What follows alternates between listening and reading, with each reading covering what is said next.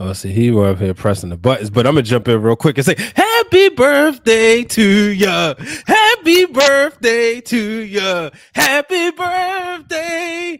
If it's the realness, make some noise! If you're the realness, make some noise! Happy Yeah, birthday. Keep going. yeah. If Happy you're the realness, make some birthday noise! If you're the realness, make some noise! Ah!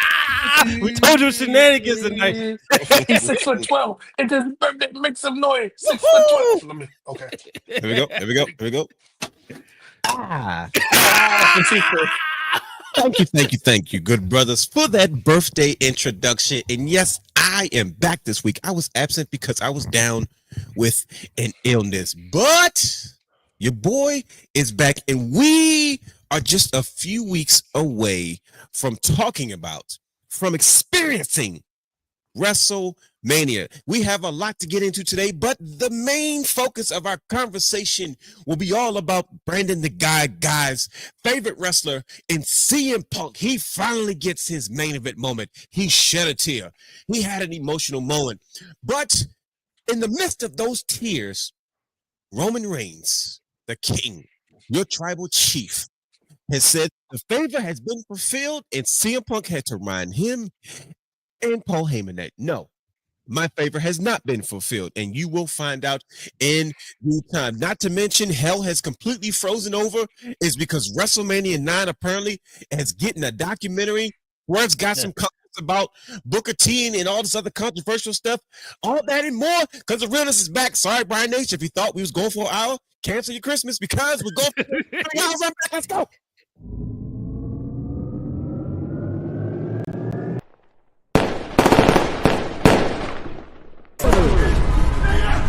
Houston, we have a problem.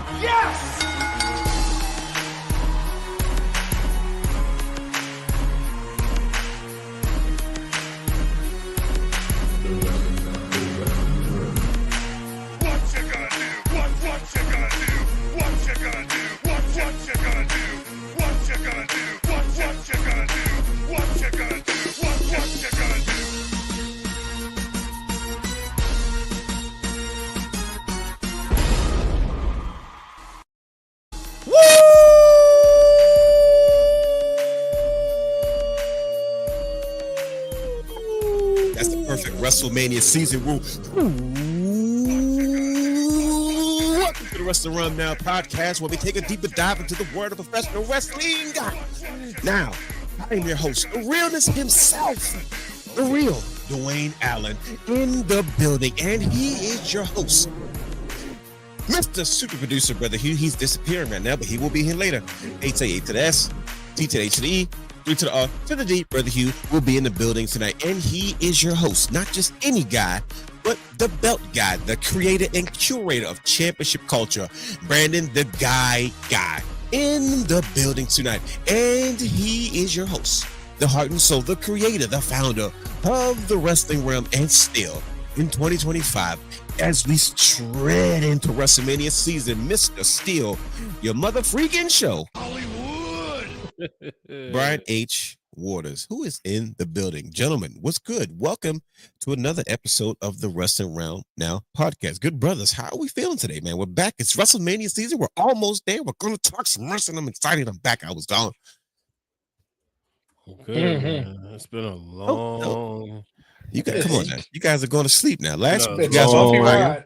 Week, It's a but bumpy ride. I'm going to Oh, make it.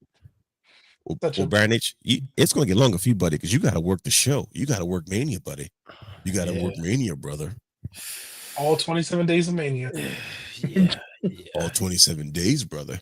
But it is okay, because once again, the boys are back, and there is a lot to talk about, because we are finally starting to see the card for WrestleMania 41 start to shape up. We have 2 nights. No, it's not all the way clear, but trust me, we are a step further than we've been up to this point. But before we get into the gist of tonight's show and we continue the conversation, I'd be remiss if I did not express the importance of Tuesday nights, because every Tuesday at 8 p.m., there's a special show that represents the wrestling run, because Brandon the Guy, super producer Brother Hugh, they have championship culture.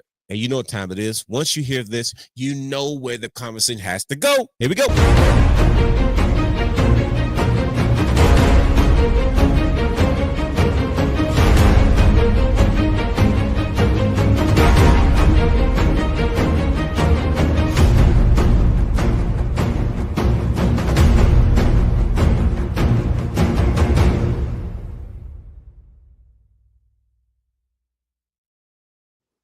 So when you hear the violins and the beats of the drum, you know that means that we are about to discuss what was Tuesday all about with our favorite Tuesday show known as Championship Culture, where, like I said, Brandon, the guy, the Belt King, and super producer has a third. They do a complete embodiment of everything championship related. Henceforth, the name of the show, Championship Culture. And for those that may not catch it on Tuesdays, we like to review the show on Tuesdays to give this audience maybe a glimpse of something they didn't pay attention to, or maybe something they just happened to miss. But without further ado, Brother Guy, since you were here and Brother Hugh's not, and you guys don't have the opportunity to argue and do rock, paper, scissors about who's going to go first, are you prepared to tell the people? Absolutely. In true Captain Kirk form, I'm taking my time about what this episode of Championship Culture was all about this past Tuesday. Absolutely. If you can't tell from what's over my shoulder, we talked about the TNA Knockouts Championship. And the thing about this championship, this is the current version of it. And just when you think about the legacy, belt down. Give me 1 second, guys. I just remember I said how a belt fell before. I just fell on top. Yeah, the TNA Knockouts Championship is a very sorry, I'm a little devastated. TNT one fell and the X Division. It was literally about the legacy of this Knockout Championship and how we rank this title and how it compares to its predecessors that came before. Well, that was pretty smooth. Well, yeah, even though I just had an accident, like, oh yeah. Okay, first of all, let's just stop for a second. Did any belts break? Because I didn't hear belts fall, but if you say something fell, I'm nervous. Those X Division titles. So, and the TBS and the TNT fell, and the TBS. This is gonna make me motivate to really change this rule around. So but the show must go on. Yeah, I don't see any breaks at any belts. Stone fell off the TBS one. The TNT one. But I'm gonna have to take all these down after the show tonight. That was kind of crazy. It just fell out of nowhere. We stopped the show for goddamn belt emergencies. But for those that may not be familiar, if the realness cannot be on Championship Culture, if I can't get my thoughts out in the comments and express myself the way I want to, I do something so simple that many people do. And I bring this thing to Wednesday nights is I take notes. And because I take notes, I come and I give my 2 cents on whatever Championship Culture is talking about that Tuesday. So, like I said, in case you don't know what I'm referring to in this moment, let me break it down for you this way. No pun intended, Brian H. I've got notes.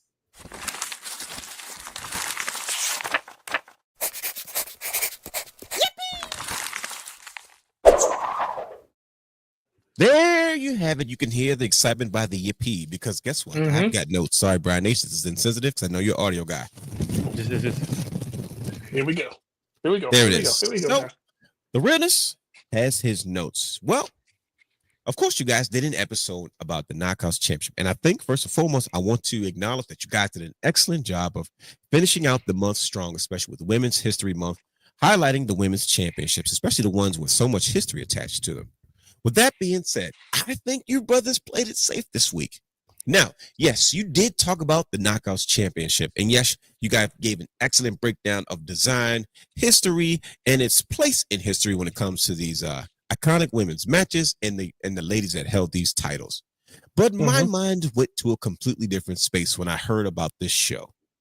The first thing that came to my mind is, what was the impact, no pun intended, TNA, that the Knockouts Championship had on the culture of championship wrestling overall? Because it's championship culture. So there's an embodiment of the importance of these championships that you guys talk about each in every week. And I said, realness, what could it possibly be? And I said, you know what? There's something special about the legacy of the Knockouts Championship. And when I see the original TNA Women's Knockout Championship, it often reminds me that that championship, to me, championships are symbols of eras. In some occasions, you remember where you were in the moments connected to certain championship belts. So when I see the TNA, the women's, the Knockouts Championship, to me, it is always a symbol of change. This championship, to me, ignited a war. It took me back to a time in 2007. Buckle your seatbelts. It's story time, the realness. I was out last week. Sorry, Brian. we going Not back getting in out of here time? no time soon. A little We bit. going back? Take them back. I remember the era of 2007. And I remember this is when TNA was legitimately trying to find themselves in a place where they were trying to compete. They were really like, oh, look, we got Kurt Angle, we got Sting, we got Christian. We got enough guys. I think we can try to make a push to really, really compete with WWE during this ruthless aggression era. And now, a forgettable era to us. The ruthless aggression era embodied was a lot to deal with. And in retrospect, there was no way in the world that TNA was going to be able to compete with the ruthless aggression era as a whole. It's because wrestling wasn't as spread out. It was all under one roof, right? Yeah. And we know that. But TNA was ambitious enough to say, okay, let's compete in some way, shape, or form. And one of the things that I noticed that they said, and it seemed strategic to say, okay, what's the one thing we can do that WWE has not done? And that was highlight the women's wrestlers in their company. When you think about the Knockouts Championship, immediately my mind goes to Gail Kim. It goes to Awesome Kong or Amazing Kong. However you remember her in whatever promotion. Incredible. Right? And they set the tone and they prove that women can be wrestlers. They're not just lady wrestlers or women's wrestlers. It's not a gimmick. They can go out there and they can have meaningful matches and meaningful feuds. And it was one of the best wrestling matches in the history of professional wrestling. I said it. And everybody started to go, wait a minute. We're over here having bra and panties matches and we're having 13-man women's tag matches and everybody gets a spot and then you got to get out the ring and that's it. But TNA was allowing their women to go on and perform like performers that they were raised to do, like they were created to do, like they were training to always do. And TNA began to give the women time. And I believe that this Knockouts Championship ignited the flame that would eventually lead to give divas a chance and trying to prove that there's enough talent in these female wrestlers that they can go out there and do the exact same thing as the men, not just fill time, not just be a gimmick, not just be pretty faces in these segments and ballets, but they can go out there and have meaningful feuds and meaningful battles. And I think that's one thing that TNA said, look, we know that Vince McMahon is not going to change his attitude towards women, especially during this era. So that was one of the ways that they kind of stuck it to WWE. And although they were a smaller company in the world of professional wrestling, everybody knew that TNA's women's division was better than WWE's women's division. Not because they had an overwhelming group of talent that was better than what WWE had, but they were able to showcase, right? They were able to showcase their talent and put on matches and be a part of history that to me would eventually ignite a flame in a lot of the wrestlers that came up behind them, and then how we had the 4 horsewomen, and then we kind of forced the hand of the Divas titles to change, which to me eventually leads to where we are today. We get a change in championship form. We get a change in gimmick form. There's no more divas. There's no more knockouts per se as in gimmick, but women are starting to be treated as superstars across the board, not because they're women superstars, but they're just superstars who happen to be women. So I've always credited the TNA Knockouts Championship as that symbol, right? That's of a catalyst of change that will lead us to so many great memories and so many opportunities that we had that we can enjoy the women just as superstars, not women's wrestlers, but just as wrestlers who happen to be superstars. So I think about the war. I think about the war that TNA waged on WWE, that maybe they didn't necessarily win it, but they forced the WWE to change the same way WCW forced WWF to change in the mid-90s. And that, my friends, is where the history takes its true place. And I believe that the TNA Women's Knockouts Championship, the original one, is that symbol. Thank you and good night. Right at the camera.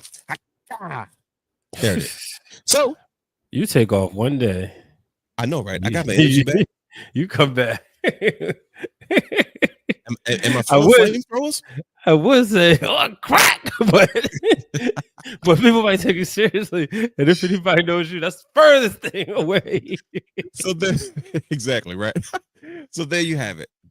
If you missed this conversation, please go back and watch this episode of Championship Culture, where Brother Hugh and Brandon the Guy they break down every iteration of the Knockouts Championship, from the TNA Knockouts Championship to the TNA Women's Championship, to all the way down to the Impact version, Global Force Wrestling, United, so on and so forth, to all the way up to what we have today, and all the subtle nuances and designs and callbacks to the originals and how it's kind of celebrated in this era of professional wrestling, especially this new era of TNA. And don't forget, Championship Culture, you can find it every Tuesday, 8 p.m.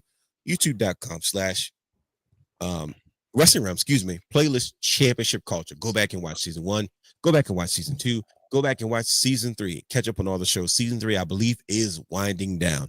And I mean, this is WrestleMania season, so you can't get enough of pro wrestling content. So do yourself a favor and check all that greatness out. And then you tell me what you think. Please comment on their social media, on Championship Culture _ on our X account. And you tell us how you feel about the TNA Knockouts Championship and where do you see its place in history. Not only that, but how the aesthetics and the design of elegance has morphed and evolved along the way. All that good jazz, so on and so forth. I'm looking forward to next week's episode of Championship Culture. That should be a lot of fun. But as we continue to move into WrestleMania season, some things change and some things don't. So in order for the people to understand the host of this show, we have implemented 2 segments, one known as Wrestling Realm Facts and the other known as Unpopular Opinion.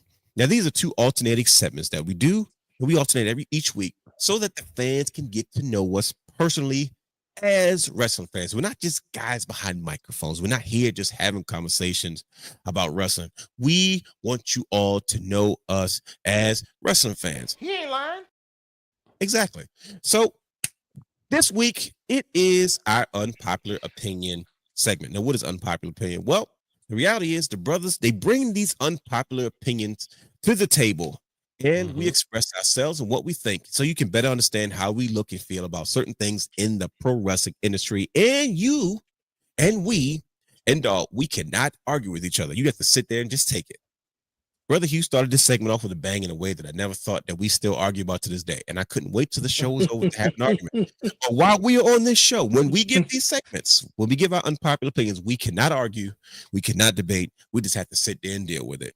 So this is our Unpopular Opinion week, and it is time to get into it. I don't know if Brother Hugh is, did he hand this off to yours, Brother Guy? He didn't give me one this week. I thought he gave it to you. No, he didn't give me anything. So he'll probably pop on here later on. Brother Hugh jumps in, and he'll give us his unpopular opinion for this week. But we're going to move forward because we are here, and the show must go on. So, good brothers, who wants to go first and give their unpopular opinion for this week? I'll go first. Go ahead, Dr. Right, WrestleMania. Dr. Mania. This is Brian H's time of year. I'm telling you, this is a holiday for wrestling fans. So, Brian H., you were on the clock. I'm sorry, you've been on the wrong side the entire time. My apologies. People are going to confuse you. We got the same shirt on today. They might think we're twins, like Dan DeVito and Arnold Schwarzenegger in that movie. It's just a hat. If you take the hat off, you won't tell the difference. They're like, who's who? So, yes, Brian H., are you ready for the drum roll? Okay, drum roll, maestro. Brian H., please give us your unpopular opinion for this week.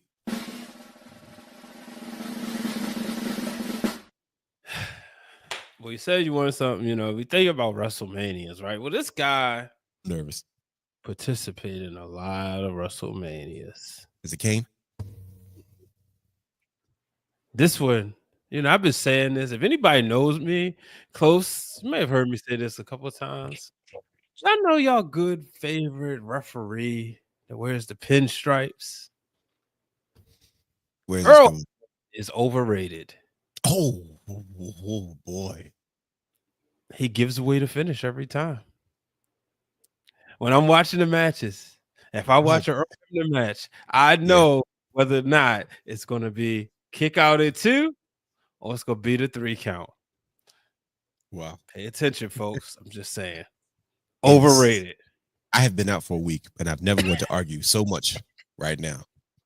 We would not get to the show, right. which is this is why we can't have argument, because we have a topic for the shows, and if we get into these unpopular opinions, we'll be arguing for another 30, 45 minutes.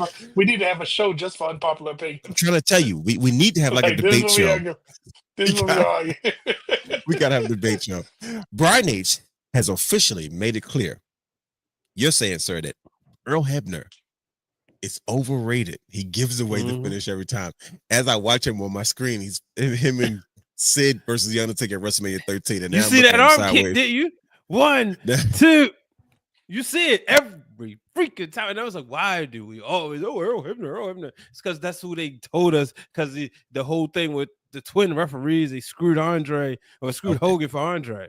Let me ask you a question. Did he steal t-shirts from YouTube? Because that's why he got fired. Him and his brother was bootlegging WWE t-shirts. Merchandise or something. Yeah, okay, I'm just asking. Had a store. No, he ain't steal t-shirts from me. And you know what's funny? Because I had he was always selling them "damn right I did it" shirts, and I was like, ugh. But there's actually, I got a chance to meet him. Brandon, brother guy, was there. I believe he may have took the picture. Is it a WrestleCon situation? No, TNA baseball. Oh, okay, I'm sorry. Excuse me. Oh, okay. Yeah, when the infamous baseball cap and Bluetooth photo. So you ready to bring up wrestling? When DeMarcus Cousins, that ain't his name. when he was the most popular person down there that night. Okay. Oh, you know what I'm talking about? The former MCW champion, the black dude. I can't call his name. I know him. You know what I'm talking about, Brandon? Drawlix. No, hell no. Fuck him. That's personal. The real champion. The big dude. Green. DeMarcus Green. Ain't that his real name? Yeah, that's what it is now. Because it wasn't that. It was something else at the time. Yeah, it was something random. It was like, no, because he was there for a match, wasn't he? Yeah, he was wrestling a TNA guy. Like it was under, dark match. Well, it was, but he was super over because he's But yeah, DeMarcus Green. But what is his name? What is his real name? I'm trying to think of his real name. Shout out Derek. to him. Derek Green is his name. Yeah. Not DeMarcus. It's Derek Green. That's DeMarcus Cousins. He gonna be wrestling. It's DeMarcus Cousins. You guys gave him the that's when TNA gave. No, but remember TNA was giving people them weird names like. No, he was still MCW. He was still going by his MCW name. Or I thought that that was his MCW name. Because remember that's when they was giving people them random names like Jigsaw had something. What was Jigsaw's name? Is it? Rubik's said DeMarcus Kane. His name is DeMarcus. He said Rubik. It's DeMarcus Kane. No, DeMarcus Kane. Yeah. Yeah, but it's Derek Green. What was Jigsaw's name in TNA? That's a good question. I don't remember. Because it was Jordan Cameron or Cameron something. Well, anyway, I'm sorry. Back to no, that was no. That was Nell was Rashad Cameron. Yeah, I knew it was something Cameron. Napalm Bomb. That was his name at the time. I had Napalm Bomb. Yeah, that was Napalm Bomb. Is he? Yeah, he wore a Napalm Bomb. The two big, muscular, dark-skinned guys. Always wearing do-rags in the ring. Okay. Because the show you went to, I think they turned him heel, and it was like, wow, he should have been running through. The one show Dwayne went to, and they put him in Black Wall Street. Black Wall Street. Yeah, I think his name was. What's his name? Wasn't Jigsaw's name Rubik's in TNA? It might have been. He was Rubik's in TNA. It was okay. So I was like, why do you give these people such weird names? It's all coming back to us, man. We got a lot of wrestling history. One day we got to do like a wrestling history video. We just like, listen, we're going to sit here for 2 hours and just start going over everything we remember so we don't forget these memories. Brother guy. So long. I know, right? Are you ready? Way long. Are you ready to give us your unpopular opinion for this week? Are you prepared? Yes, and you will appreciate this one. Okay, here we go. I see. Anytime I'm brought up, it's either not good or it's really good. So we're gonna.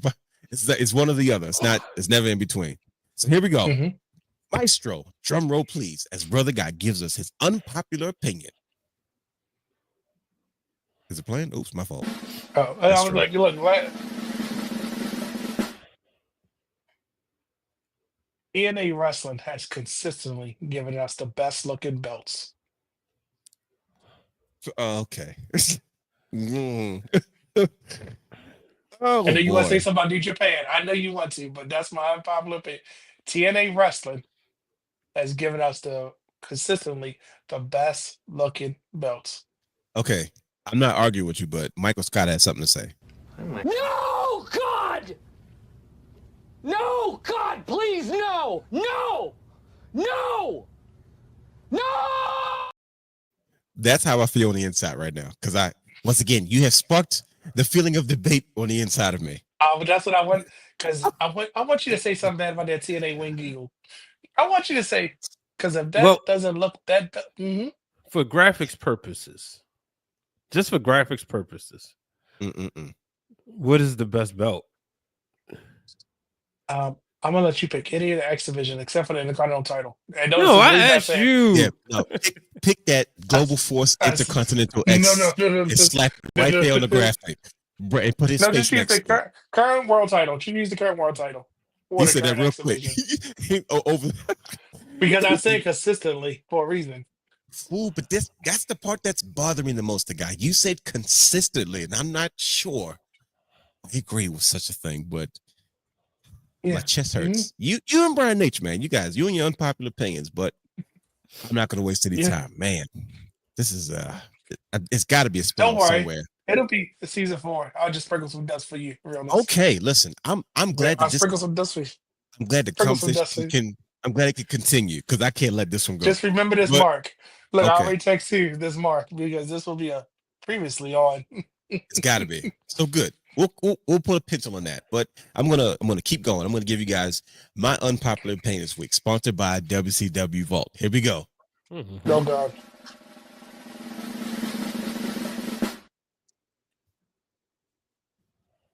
The Giant in WCW is the best thing Paul White has ever did as a professional wrestler.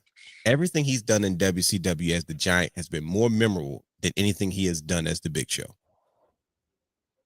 Yes, I said it. But he main evented WrestleMania. Yeah, but he beat Hogan on the first night and won the WCW World Championship. 2 nights. He started wrestling the day before. That's true. Yeah. I'm telling you, you look at his career as the Giant versus the Big Show. Way more memorable, way more moments. I watch a ton of the Giant in WCW matches. I don't go back and watch any Big Show matches. I did the stuff with him and Cody. I didn't remember that he even had anything with Cody. That's the whole point. That was his first WrestleMania win. Didn't even remember he had a match with Cody Rhodes. Didn't even remember. I remember his match with Kevin Nash. I remember his feud with Giant. I mean, with when he turned on Sting. I remember I'm telling you, I watch all his stuff as the Giant in WCW. He was a full-blown top guy from start to finish in WCW. What was he in Big Show? Everything under the sun in WWE. So yeah, he checked every single box all the time. He had a more memorable. Paul White had a more memorable career as the Giant in WCW than anything he ever did as the Big Show in WWE. I actually like that wording better. That's there you go. See that puts it better for you. I know you got to put that together. So there you have it. Those are our unpopular opinions for this week. And next week we will be back to something a bit more civilized. Wrestling Realm Facts, where we will choose a question that is a simple Wrestling Realm fact about each one of the hosts once again, so our audience can better identify and get to know us that much better. Moving on. Dr. Mania. Wait a minute, Dr. Mania, did you see Justin's unpopular opinion? Uh-oh, what did he say? Oh, Dr. Mania. Excuse me. Okay. I've heard people say that, and I it's still, what did I rate that as? Mid, I think, or solid. That does get graded on a curve because of that, though. Because there was so many injuries. It felt like it was coming apart as it was being built. But we ain't gonna act like that main event. That old guy, that old big dog guy, and Triple H, where Triple H had a match by himself in the main event. But Stephanie McMahon looked good. Oh, doesn't she always? Yes. I was gonna say she got better with time. No, I seen her in person. Matter of fact, Brother Hugh was there. I was getting ready to go back to the hotel room, and this is before SummerSlam 22. And I said, "Yo, I gotta go run something to Ben. I'll be right back."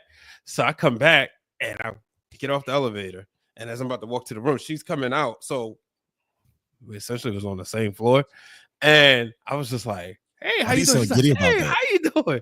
And I was just like, "Yo, that was." And like I get in, I said, "Yo, Hugh, I just seen Stephanie McMahon, bro." Like I was shocked, but yes, just breathtaking. Okay, you said essentially we were on the same floor. Like, what are you getting at, buddy? No, not. I'm just saying the level of excitement you had. You're like, yeah. So we were like literally on the same floor. So I don't know. Take that as you will. We were past each other at the ice machine. Just keep that to yourself. Hollywood. Wow. Oh boy! But before we get into, they really had this dude wear the belt in the the giant. Remember? Told you, the airport. The airport. Somebody showed up late to the party. Brother, partying, baby. We here. I'm done.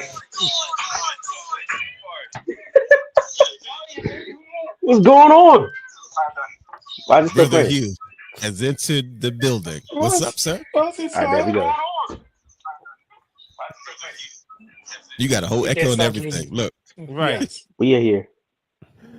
What's up, brother Hugh? You in the building. Hold on. Okay. While Brother Hugh is getting his technical prowess situated, ladies and gentlemen, Brother Hugh has officially entered. We back. We live. Good. Let's give you a round of applause. What's up, Brother Hugh? Welcome, sir. You're here. You got a whole Ricky Saints vibe jumping off right there. The way you snatched your hood off with the sunglasses and everything. Okay. Technical difficulties. It's okay. We will get it. Brother Hugh will get his stuff situated as he makes his as we proceed back to the show. But there's a lot going on. Like I said, we're in the meat and potatoes of WrestleMania season. In case you haven't noticed, my brother guy calling Brian H. Dr. WrestleMania, because Brian H. is the Schwabe of professional wrestling. He knows these things. He knows the arenas. He knows the dates, the times, all these things. But I'm going to tell you what else Brian H. has done. Brian H., because he's a heel, the level of evil that comes out of his mouth sometimes when he's on his show. Like I said, hell has officially frozen over because apparently they made some announcement that on April 11th, they are freaking making a documentary about WrestleMania 9 becoming a spectacle. Out of all things, goodness gracious, Brian H., there's more than one of you out there that wants to learn about that garbage can of a WrestleMania known as WrestleMania Night, simply because they're going back to Las Vegas. Yes. They're gonna if you look at the graphic and you see the bleachers, those are literally like pulled in metal bleachers in the back parking lot of the MGM Grand. The same parking lot where they did the Universal Circus and they did a WrestleMania. What in the world is going on, Brian H? What have you done?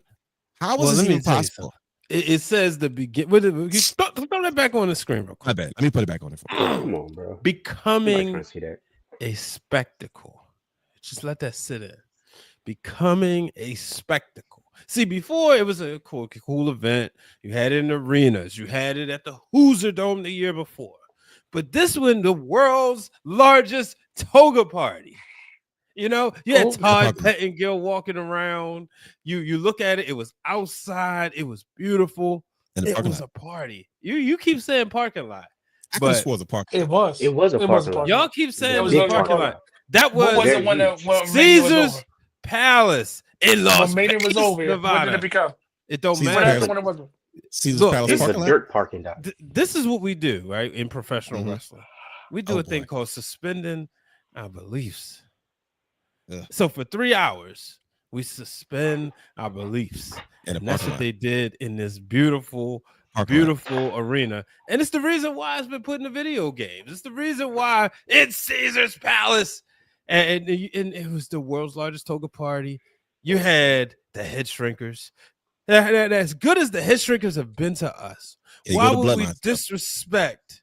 Why would we disrespect the only WrestleMania that they performed together as a unit? Why would we do that? Because they disrespected the head of the table at the time, who was Yokozuna. How about that? No, He didn't Huh? disrespect him. What He you was call not it? disrespected. It's called business to make him look bigger, because then Yokozuna in the history can say he beat both Bret Hart and Hulk Hogan for the championship. How many people can say that? Now you sound like your son making money moves. Talking about it was his business. How many people can say that? I just want him to defend. Only Yokozuna can say that for the WWE championship. I think here's how bad the situation is, fellas. If we're Talk looking at versus this Shawn graphic, Michaels. we're looking at this graphic, brother guy. Since you brought up Shawn Michaels, look who's so small in the picture because he ruined this whole event. Like you got Yoko in the center, you got Taker on the left or the right, depending on how you look at this picture. And then you got Bret the Hitman, and then you got a real small half bald guy with a belt in his hand behind everybody who had to hijack the event.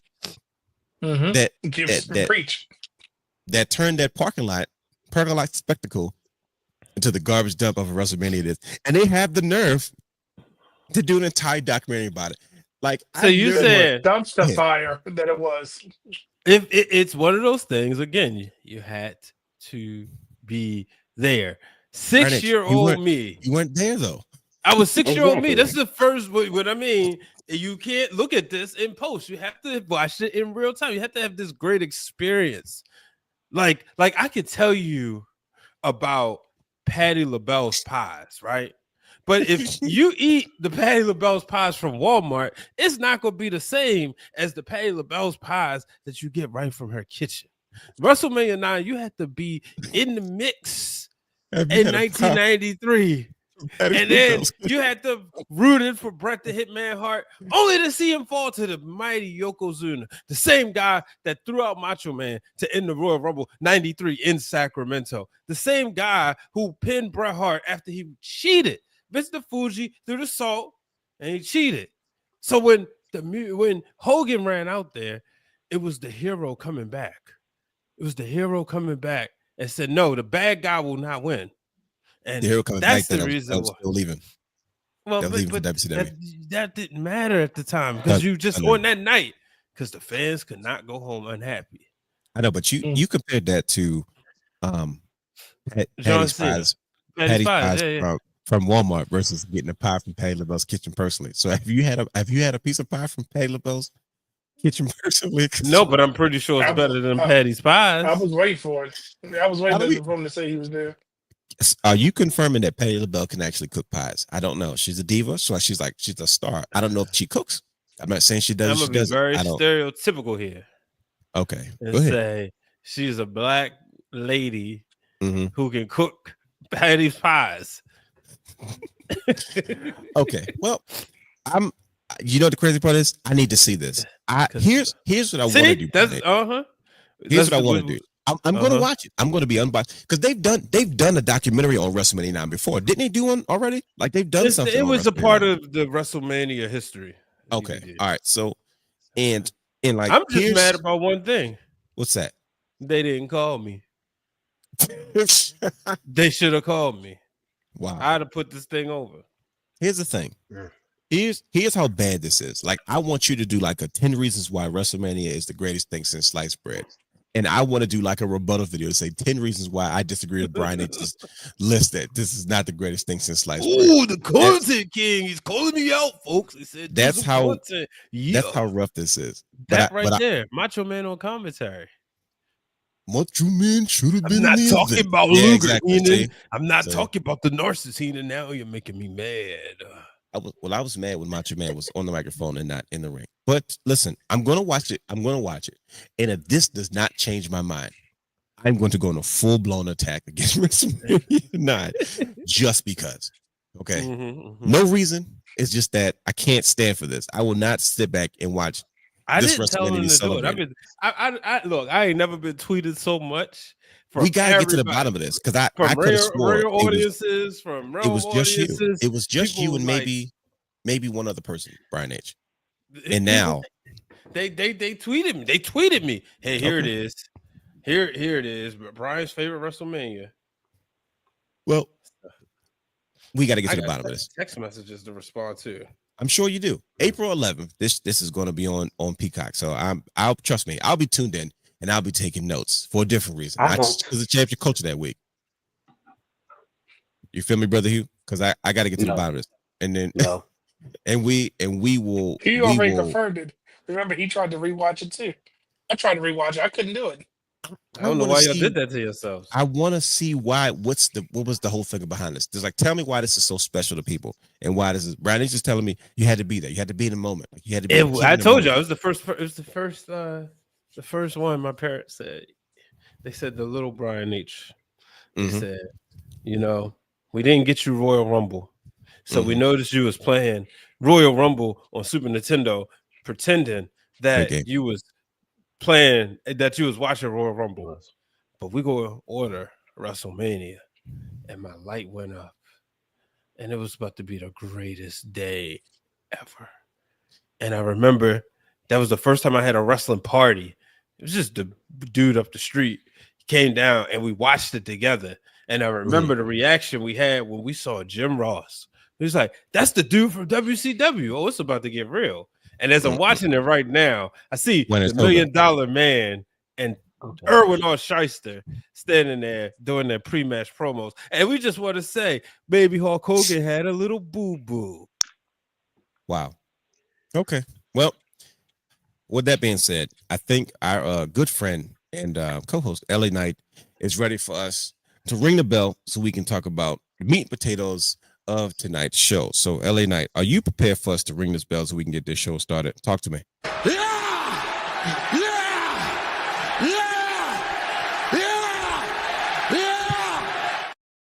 Okay, so LA Knight agreed. He's ready.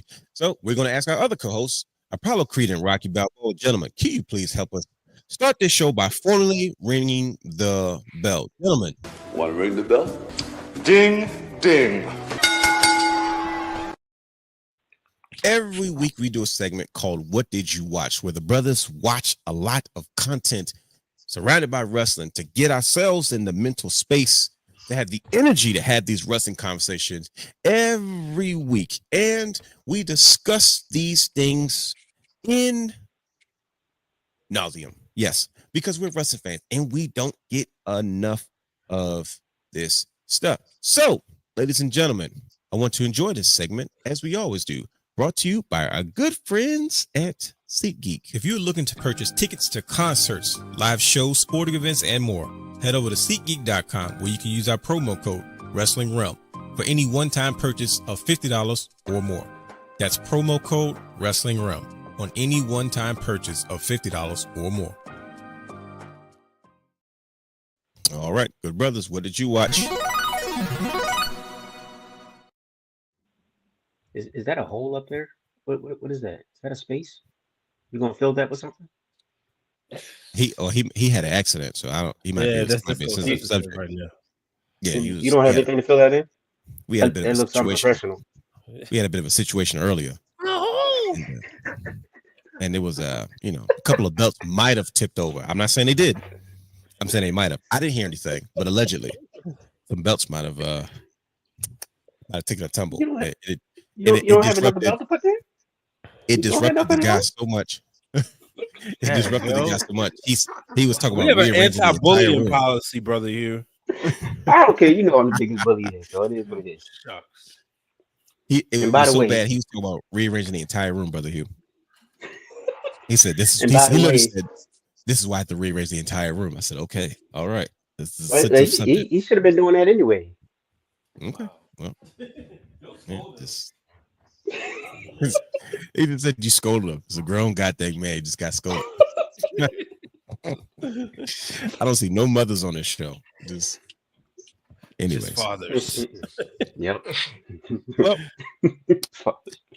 I'll talk about what I watched this week. First of all, shout out to Brian H for helping me find the WWE on A&E Superstar Central. Yeah, man. On television, because I've been watching A&E biographies and WWE treasures all day. I've been enjoying myself. This is good.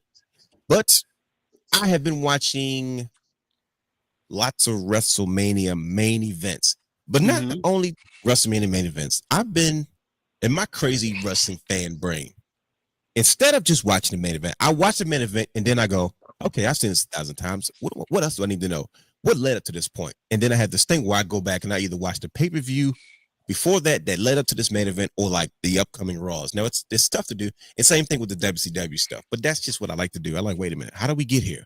And it's probably going to lead to next week's Wrestling Realm Facts questions. Little nugget I put there. I told you I had, being sick, you got time to write things down. So that's what I watched this week. I watched a lot of WrestleMania main events, not WrestleMania IX. Like even right now, I'm watching Shawn Michaels versus Royal Rumble 1998, the casket match. Such a beautiful match, but this pretty much ended Shawn Michaels' early career. But it's okay because he found Jesus and he changed his life. Anyway, good brothers, what did you watch this week? That's what I watched. What about everybody else? What'd you guys get into this week? I didn't do too much watching of anything because I was arguing on the phone with some gump who said that Jada Parker is better in ring than Zoe Starks. Well, I forgot about that. Hey, that was last week, wasn't it? It was. And you're tripping still. A lot. Very. Who got a loud ovation last night? Excuse me? Who got a loud ovation last night? I said in security ring. guard throwing at her. I know what you said. Once again. Listen to what I said. That was fun. Listen to what I said. I said in ring ability, in ring talent. You came out your mouth and said that Jada Parker is better than Zoe Stark. Yeah. The whole conversation started because Ricochet and Samantha Erdman, they got married, and congratulations to them. And I saw Miss Zoe Stark. I know, right? I saw Miss Zoe Stark looking scrumptious with the black dress on. I said, "Okay, Zoe, you doing a little something, something? You doing a little something, something?" She be trying to fake like she a little motorcycle girl, but right. Then Brother Waters over there, he just threw a jab at her straight up. I was like, "Dang, it's like that? It's on site." Did you took shot to Zoe? Straight to the jugular, bro. And I was just like, hold on, you ain't gonna do that. You ain't gonna do that to Zoe like that. Don't disrespect her. Now don't get me wrong. Before he go off and be talking about, you just hate Jada Parker. No. And that's what led to the conversation. She has a lot of upside. She has upside, and she will be a bigger star. I'll give her that. But in ring ability right now, you cannot sit there and tell me that she's better than Zoe Stark. What I told Brian you H, was, your rebuttal. What I told you was, and this is the part you're trying to Don't switch it up. Go ahead. I told you that Zoe Starks failed at the opportunity she had. That she had Trish Stratus and she flopped. That's what I said. Tree. Yes. And I said, I'm not crazy. Of course, right now, the one with more experience is better. That's not what you said. That's not what you said. Don't switch it up on live. Don't switch it up. I said that later. No, I said it later in the conversation. Okay. That's the part you forgot. No, I didn't forget it. I heard the whole conversation. No, whose memory you gonna trust? Yours or mine? Mine. Because I was there. And I was there and I said it. I know what I said. And I was frustrated with you because I remember you saying the part about they dropped the ball with her with Trish Stratus. So she dropped the ball.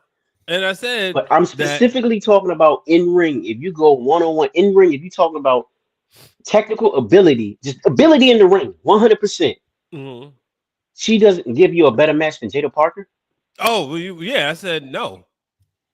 Okay, that's what I did say. I did say that, but you can have a great technical skill set, but I haven't seen Zoe Stark have a better match than Jada Parker. Okay. All right. This is why name a Zoe Stark match. I could give you Jada Parker and Roxanne. I can't name. And Kalani Jordan. And why is that? What you mean? What you gonna say? Because of the dance partners? Why is that? What you gonna say? Because of the dance partners? Why do you remember that? Because they were highlighted matches. Jada and Kalani was on NXT. Now Jada and Roxanne was on. It was a championship match. And Jada, and we all know Jada and Michin 2 times. Mm-hmm. So I said, yes, Jada Parker has given better matches than Zoe Stark. I can't remember a Zoe Stark match. She's on Raw. Jada Parker match. I'm just being real with you, to be honest. But I just gave you 2, but you ain't give me a Zoe Stark match. Checkmate. Let's move on, bro. I can't even think of a Jada Parker match. For real. Like, what are you talking about? There's a lot of wrestling fans out there who be clamoring over Jada Park because she's fine. She's gonna be good. She's getting better in the ring for sure, but she's not better than Zoe Stark, and I stand behind that right now. In ring talent. No, she will wrestle rings around it. Straight up. You still ain't answer the question. Straight up. What question? Name a Zoe Stark match. I don't have to. Her I resume gave you stands a for match. itself.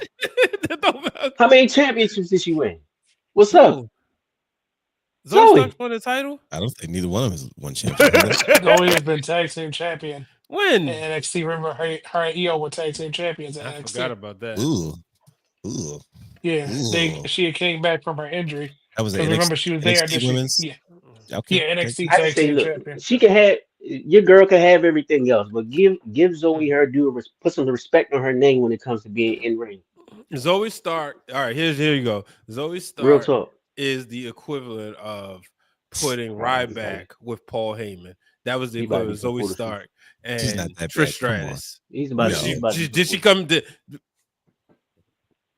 Ryback had been around for But a that's while. not. But yeah, that's not. Started. That you can't compare Ryback that and Paul Trish Heyman. situation. Ryback- Yeah, you okay, can't, okay. because we don't know what Trish's schedule was. Who to say that Trish's schedule didn't say this is as far as you could go with that story? Mhm. So that's really not fair. You We're can't not- compare that. Yes, We we know can Paul because she Paul didn't. Heyman is a full-time talent, full-time backstage person. Trish is a legend and on a legend deal with temporary appearances that she probably made, and that probably was it. So you can't compare that, saying because she had Trish and she didn't come out a mega star the opposite end. She didn't have to Okay, become you a can't compare megastar. that. She could have been decent. Once you come Yeah. out of a I'm just here to feud stir and the pot. the baby face, the heel to the baby face turn, Mhm. nobody cared. That's my point. When Mr. Wrestling 2 turned on Magnum TA, people cared more about Magnum TA. Is there another example of the reverse end where somebody was a young talent that kind of shadowed a legend and became a star from it? Not necessarily feuded, not like a dance partner, but like somebody that was just associated with the legend, and they kind of like they went the opposite direction of Zoe Starks, where it's like, hey, you had a chance and it didn't really stick, versus hey, they did this with somebody else and it did work, and they kind of took off a little bit. Do we have Outside the direct one I example? just named, Yeah, something. I mean, a little bit more More mainstream, modern? I guess. more Yeah, mainstream. like this era ish. I'm pretty I'm sure trying to think. nothing jumps out immediately. Like I know for a fact, because I've been watching Andy biography. I could say that about like Brutus Beefcake and like Greg Valentine Mhm. when they were the dream team, and Brutus Beefcake, he always credits Greg. Greg Valentine's about a generation too older than, as far as his era of wrestling, and then kind of Right. he was on the downward swing. But when Beefcake was Good just old brother starting, Brudi, one of my favorites of all time. yeah. So Who's on my I don't know. TV right now. This is What? a good. What? This Why is a does good Brian route to go. always like the wrestlers that suck? What are you talking about? Brutus the Barber Beefcake, the Hall of Famer. Okay. Yeah, that's one of his favorites. Why is he a Hall of Famer though?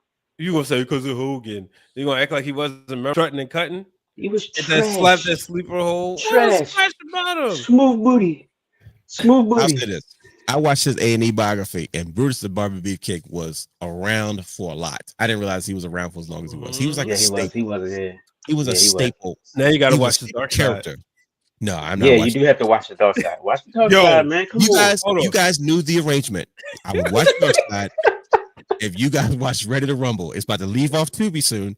So this is your Yo, last I chance for you watched to watch it. Dark Side. But let me tell you, last night, the one on Ludwig Borger.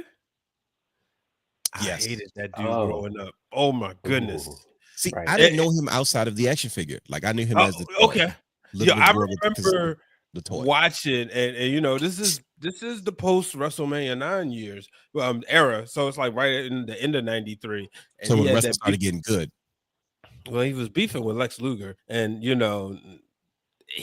was such a nasty heel, and they would always say he hates America and this, that, and the other. I think they call him the Hellfire from Helsinki or something like that. And and I was like, man, watching that thing, that dude, I don't even know how he got hired by WWE. See, that's why I'm not doing it. You guys keep watching that foolishness. Brother Guy, do you watch Dark Side? You watch Dark Side in the Ring? Do you indulge? Certain ones.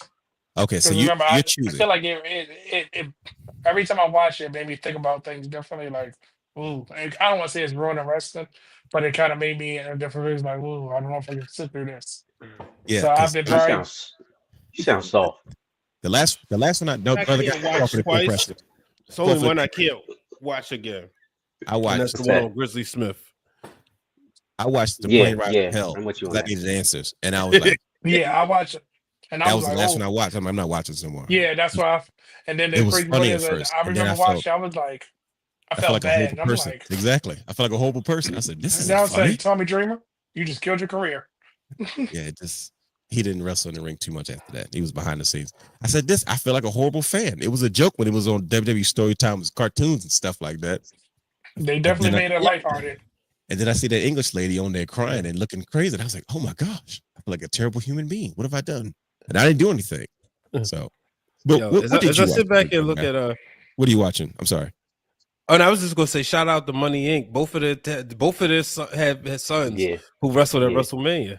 There you go. DiBiase and Erwin R. Shice, that we all know. Bray Wyatt, for he lost the WWE Championship at Mania. Win the Right. Rotunda. unfortunately. Yeah. He's a brother nice guy too. What did you watch this week, sir? A lot of TNA knockouts. I knew it. I was going to you say knew it, watch you the knew it. TNA stuff, but I didn't want to be a Yep. stereotype. I went back in. I forgot how good. I really forgot how good Deonna Purrazzo is. I watched a lot of her stuff. Of course, Gail Kim, and then my favorite knockout. We all know is Sarah. And then you heard it ruin it talking about. He talking about the music was so bad. I was like, it was pretty bad. It took too long. It was like creative player number 3 for her entrance Legendary, music. by the But way. Yeah. yeah. But I had to watch the 5-time champion.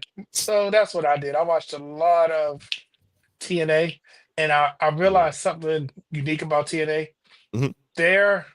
They vested a lot of time into their knockout storyline, Yep. almost more than what they did for any other division. Like, of course, the world title always had their storyline, but I was like, I forgot this was like throughout the show. It was like 2 segments. It was part of like what was fueling the show a lot of times. So I was like, okay, because remember they had their own directive authority / GM, at times for the knockouts. I was like, this definitely was huge parts of the show. Well, there you have it.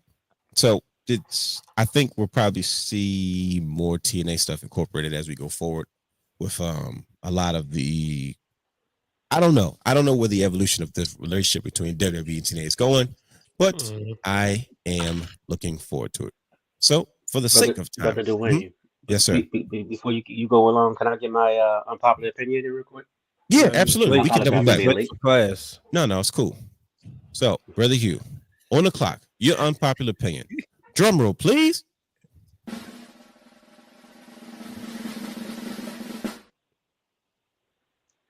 The North American Championship is the best looking mid-card championship in WWE history. Oh, History. Brother Hugh. History. Brother Yeah. Hugh. Golly, there you go. Just No, off design. you got to take it. You have to take it like everybody else. You said Nothing about it. in WWE history, right? You look back. He WWE looked back and said, See, he looked back and said, I is it was- not? I was about to say in wrestling altogether That's right now, broad. but He like nah, that I global couldn't do championship that. too much. I He couldn't. like Yeah, that I global too couldn't. much. He loved that global championship. He always That said, global, "This that was the clean. US This over was there nice." in New Japan, Yeah, that's why I had to look. I'm old like school. the U.S. title. Y'all period. looking at too many belts. Y'all getting y'all heads messed up. Y'all Brian need to turned around and dial it said, back. he turned around and said, is it not? And just stared at the belt. Because he couldn't say anything. He I'm said, is like, it not? I had Just to look at. stared like, I mean, are you sure? Oh boy, Brother Hugh. Well, listen, you the don't men feel or the left out. women's North American. You just Look, said now he's trying to get I some mean, specific. it's the same design technically. You know what I'm saying? It's just Brother Hugh, change the color on it. You have The joined actual the design ranking is the best design. everybody else because I wanted to argue with Brian H. I wanted to argue with Brother Guy, and now officially I want to argue with you too. And I said we gotta have some type of spin-off debate show. If we weren't as grown as we were, we had more time on our hands. We will crank out so much entertaining content. That is Can true. you imagine That an is entire true. show full of arguing, like round 1, fight, like straight Like, are you- combat. People, I'm Like, telling you, I'm like, really? people would change their mind. We would educate so many people with our points. That's the part that's burning me. I'm like, yo, people need to hear these points. But oh I can't boy, believe I let's pray just about wrote it. that. Let's pray about it. What Yeah, is 'cause- wrong with me? I now really Brian had H. to. I really He had has to to post write the that. Oh man. This is the man that Let's said tips are the most important part of the belt. Well, we expected him to say that. Come on now. Really, like, come on, man. Come on, man. It's the tips. Anyway. Just tips. All about the tip. That tip work. Oh my goodness. His tribal chief solo Sokoa held it. No. We're gonna take a quick sponsored break. And when we will be back, we will finish this show's conversation about CM Punk. CM Punk is finally getting his moment in WrestleMania. And Roman Reigns said, oh, it's okay. Finally, the favor is filled. There you have it. You're welcome. You're main eventing with Roman Reigns. And CM Punk's, man, so I'm thrilled. I'm grateful. I'm thankful. But that's not my favor. And then he walks off and everybody looks confused. And we're going to talk about that just as soon as on the other back end of this break. So prepare yourselves. We're going to get into this conversation and we're going to close this show strong because I'm not sure if we even having a go home show as far as WrestleMania is concerned. That's how thrown off this whole WrestleMania season has been as far as the Triple H era. But it's okay because we're going to have this conversation right on the other end of this quick break. Trust me, it's going to be really, really fast.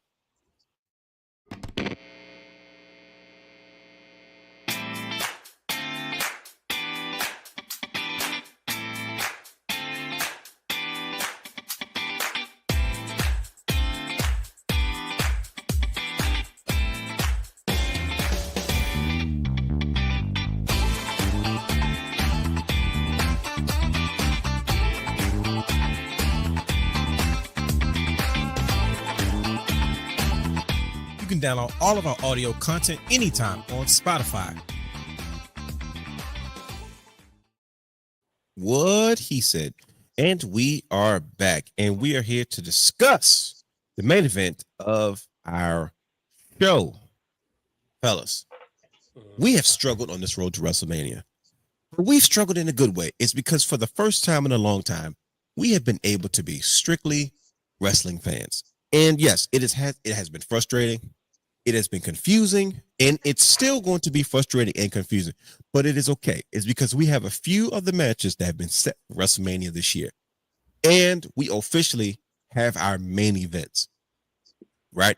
I'm almost sure that the main events of WrestleMania Night 1 and Night 2 will be Cody Rhodes and John Cena and whatever shenanigans come with that, as well as officially the triple threat match between CM Punk, Roman Reigns, and Seth Rollins, which I think is well-deserved. Now, when we first started to break down and explore what could potentially be the closers of WrestleMania this year, we all just automatically assumed it has to associate with a title match, right?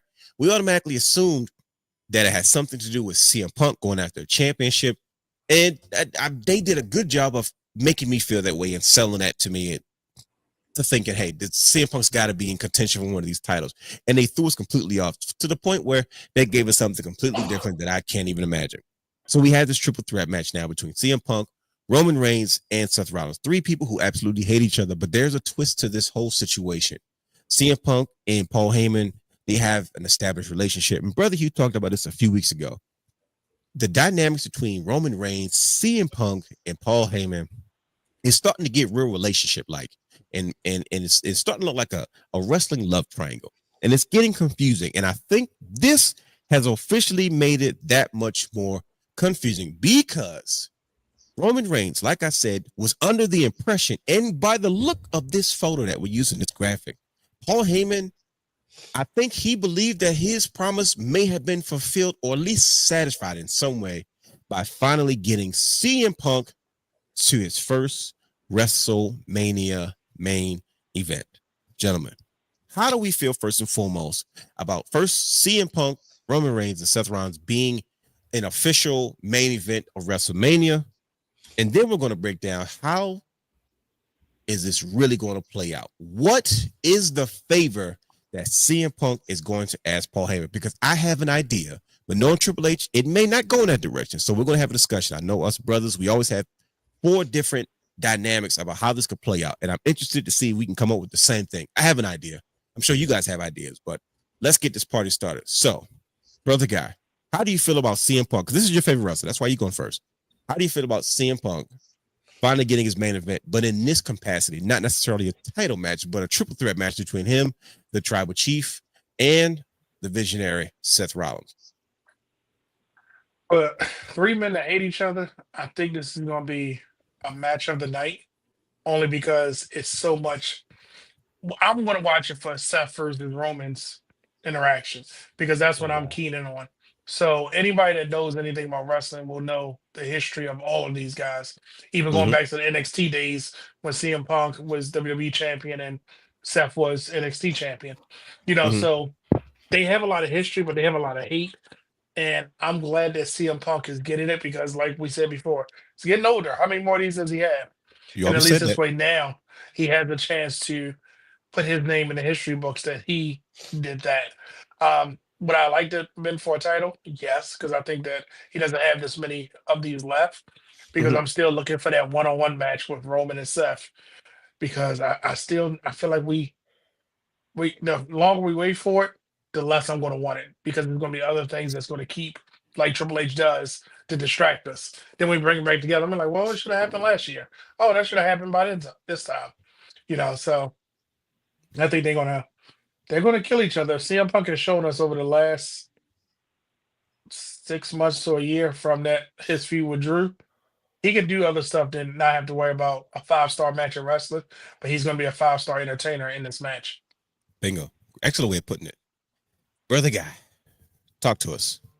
I don't know why we asked you because it's got Roman Reigns in it. I don't know why. You said brother God twice. Yeah, you said brother guy twice. I My was fault, like, excuse me. talk to you. Brian H. I'm sorry. Mhm. Brian H. Yeah. I don't know why we asked you because it's got Roman Reigns. See, I just said the same line. I don't know why we asked you but Brian H. Mm-hmm. CM Punk finally gets his main event. Roman Reigns, Seth Rollins, CM Punk made it to WrestleMania. Is this the headline that we're looking for? Is this the match that's going to bring Vegas to its feet?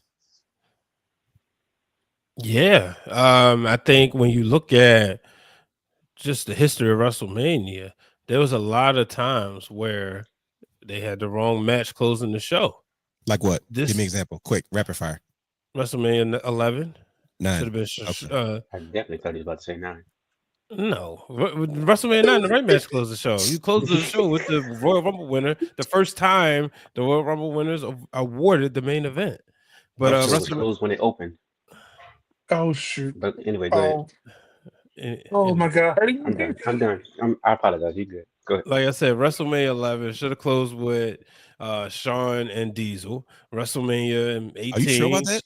Yeah. Okay. It's your world title match. We wasn't the WWE title. I get Lawrence Taylor was a big star. They was in Hartford. They wasn't in New York City. So, you close it with him and Bam Bam. But shout out to Bam Bam. He got the main event. Do something Diesel never did, unfortunately. Shots. What do you got against Diesel now? Jeez, no, keep nothing. going. It was just there. And they was always giving him a hard time. But I'm not defending it because Shawn Michaels didn't have the right outfit on. So screw that match. I'm with you. It's okay. Go ahead. What, WrestleMania 11? Yeah, that match was trash. If Shawn Michaels had better pants on, he might have main evented that show. But they looked at his gear and was like, nah, he's not closing the show with that gear. He was still a heel. Okay, that's true. WrestleMania 18, Hogan Rock should have closed the show. WrestleMania 25, I get it. I get it. God dang it. Triple H and Randy Orton should just stay where they were. Like, bro, just maybe we won't notice if we. They should have closed the show as soon as Shawn and Taker finish. They should have said that's the end of the show. Y'all go home, finish up on Raw. Because the story wasn't calling for a main event that year, if we being honest. That's true. Well, I don't know. Randy Orton and Triple H was breaking into each other's houses and stuff. That's what I'm saying. That was calling for the main event. They just flopped because Triple H's WrestleMania main events most of the time do flop.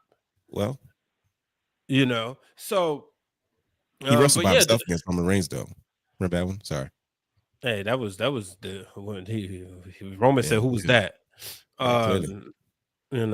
But this is the right match. I know, a lot of other stuff that everybody wanted to see, Gunther and Jay and all that, but this has the right amount of heat on it. This is because this is like brewing for years. And it's been years everybody waiting. Yeah, everybody waiting to see like Seth Rollins and Roman Reigns in a WrestleMania match where it's not like a tag team match. I know it's a triple threat, but it's still against each other.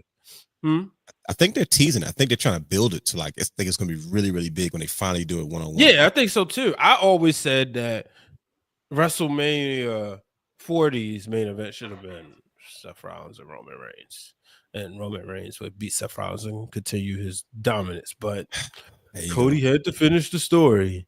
I mean, still champion. So until for a few more days. Okay, just a few more days. Oh, geez. Anyways, continue, sir. Yeah.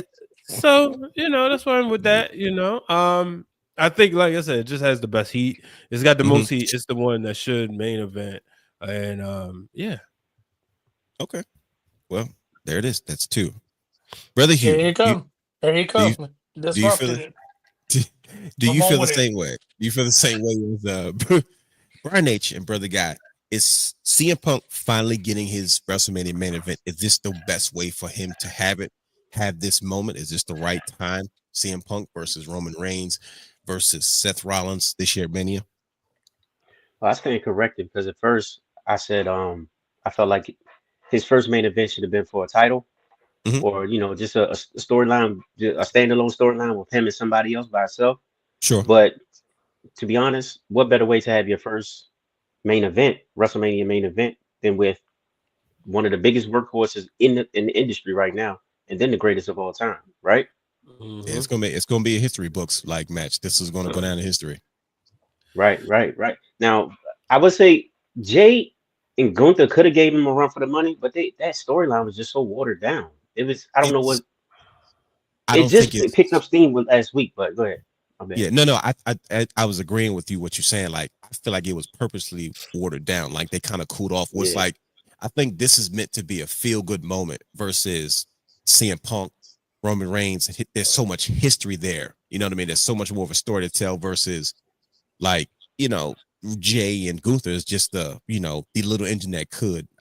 Can Jay break forth? Can he have this moment? Is this really his time to be? Can he really be main event Jay? And then you have this big dominating evil, like I like it, but you're right. It doesn't have a whole lot of depth to it though. You can keep going. I was agreeing with you. You say that. You think? Go ahead. I was gonna say real quick, y'all talk about like Jay. Say Jay wins, right? Those shirts they did where the winner, like kind of like the sports shirts. You can see like Jay winning, say in the open or the middle of the show, and then boom, everybody running the concession stands to buy those shirts, and then those are flooding the streets where it's more time. You had that feel good moment in the middle of the show, or the beginning of the show, and then let that carry on. Yeah, I think that starts the show off. I think that starts whatever night off high. But go ahead, Brother Hugh. Random, but I don't think this is it. But do you think that they felt like Jay couldn't handle the main event scene due to the backlash that they got about Jay winning the Rumble and just going on from the Rumble on? No, I don't think so. I think because this is his first one. Like, you don't have to make it overly like people just going to be happy that he won in the first place. Like, he's a people's champion, so it's like you don't have to get him over. It doesn't matter what he does. You know what I mean? Versus somebody you trying to get over, you got to get the fans behind them. You got to create these stories. You got to put them in situations that make people care about what's going on. It's like, well, people already care about Jay, and I feel like they've done minimum because they're like, look, we're just trying to break him into the main event scene for real. It's because he's going to have a feel-good fan. He's the people's champion, so he's just having this match for the people. You're going to give the people their moment, and then they'll pick up on their story later down the line. You know what I mean? But everybody has their awkward first world title reign, but it's like this is the first time you got a guy that the fans actually want at the beginning. You know what I mean? Most people, it's like they gave it Sheamus. I'm like, Sheamus had to grow on me. I was never like, oh, Sheamus is ready to give him the strap.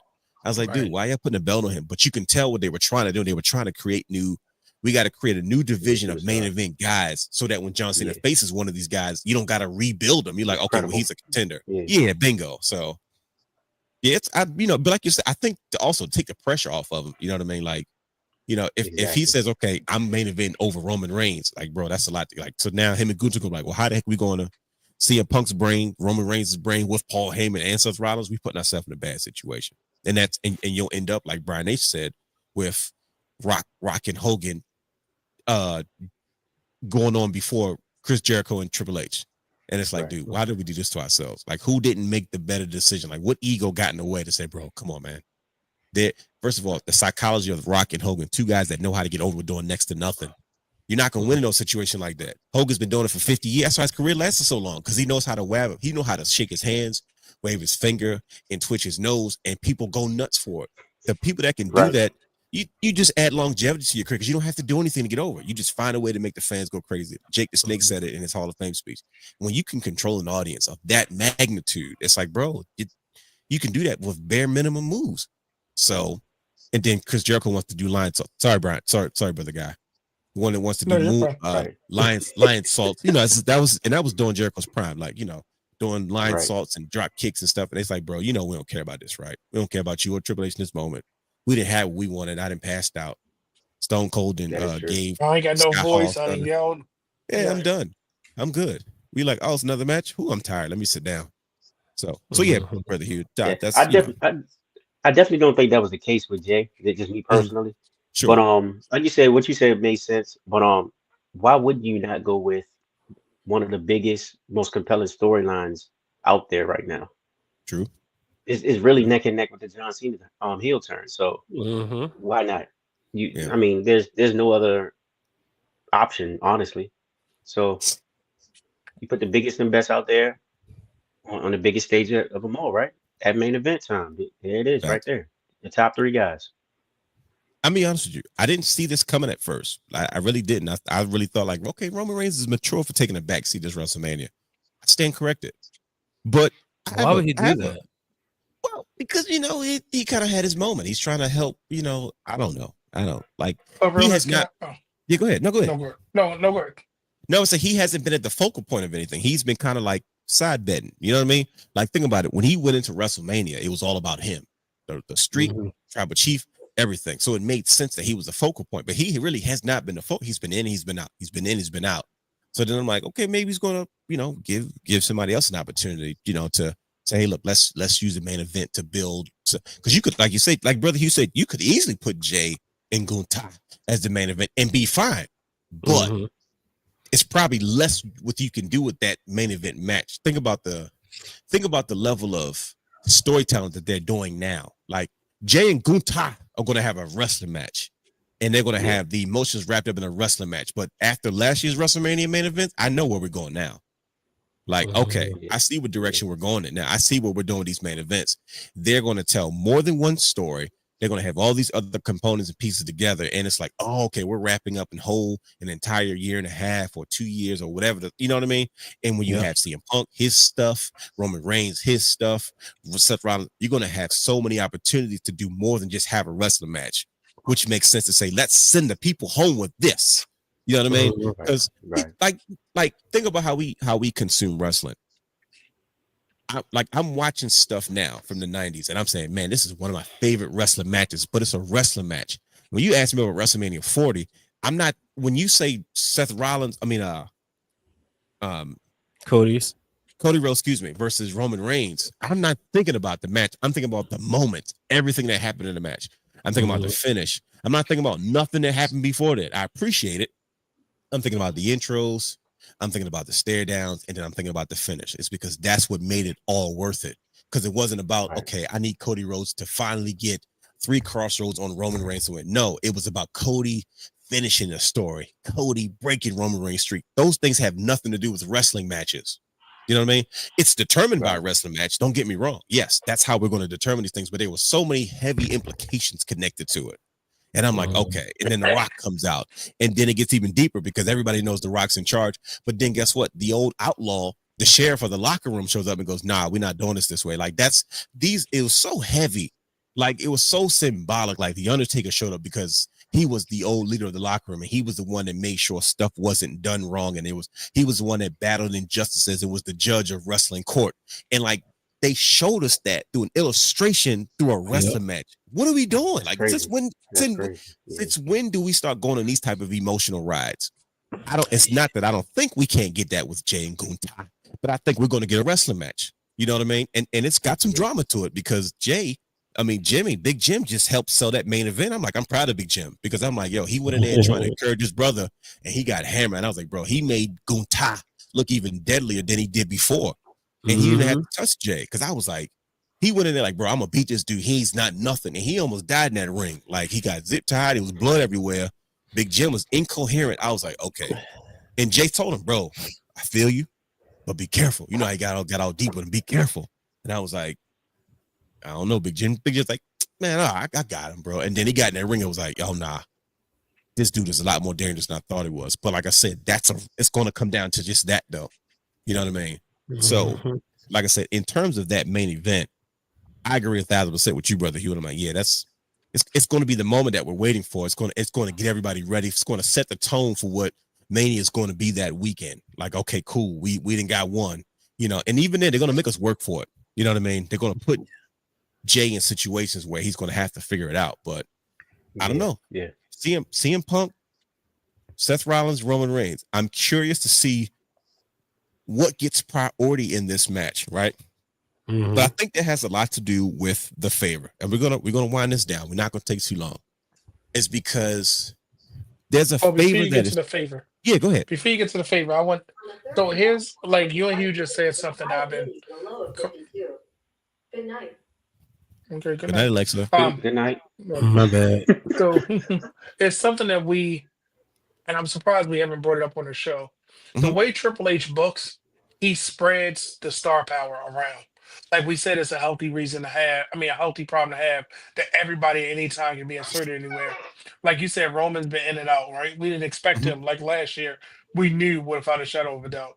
We've been so conditioned that, the Royal Rumble winner, main event, and then like certain things like the King of the Ring winner gets this, the Queen of the Ring, different things like that. But we've seen over the last year where every superstar has something attached to them. True. Like, I'm going to use Nia Jax, for example. She main evented how many pay-per-views last year and was Queen of the Ring and went to fight for the Queen's, that Queen tournament, the one where they crowned the champion of champions. And then she took a back seat because it's somebody else's turn. Right. It's Tiffany's turn. Yeah, she went to a different we've brand. seen it where, nobody knew who was the women's winner, but we knew, okay, if anybody's going to be a two-time winner, it's got to be Charlotte. And then look what we're seeing. Even to the fact that Io Sky was a afterthought in a sense, and then when she won the world title, we're like, oh, wait a minute. Oh, we do want this. So he's done such a good job of giving us every different scenario and spreading it, unlike before, where for 10 years, it was John Cena, somebody else. John Cena, somebody else. Big John facts. Cena. And then when you can't get Cena, in emergency, Brock Lesnar, whoever. Brock Lesnar, whoever. So Triple H has now said, you don't know who you're going to get. You don't know what time because everybody has an accolade to their self. Everybody has an accolade or a piece of history now. Did we expect Liv Valkyrie to be the first Intercontinental Champion? No, but probably in 5 years from now, we'll be going back saying, this is what she did. Former NXT Champion, former Intercontinental Champion, Chelsea Green. Same thing. Look with the North American title. Everybody has a situation because the crowd was booing when they realized Stephanie was giving up that title. But then Stephanie said it was like, and that's why it clicked like, oh, because we have to give somebody else that time to shine.